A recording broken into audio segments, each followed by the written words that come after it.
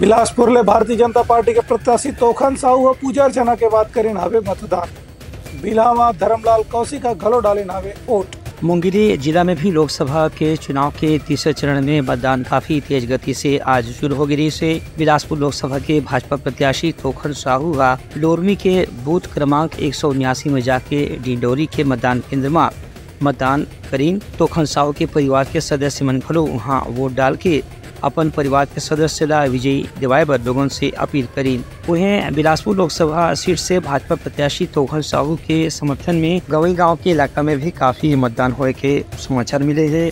दूसर बेमेतरा में 7 बजे से ही मतदान शुरू हो गए से जिला के करीब 750 मतदान केंद्र में मतदाता मन के काफी लंबा लाइन बिहिया से ही देखे बर मिली। वहीं बिल्हा के विधायक धर्मलाल कौशिक परिवार सहित मतदान केंद्र में जाकर के अपन वोट डाले के अधिकार। Bureau report Uttarakhand news.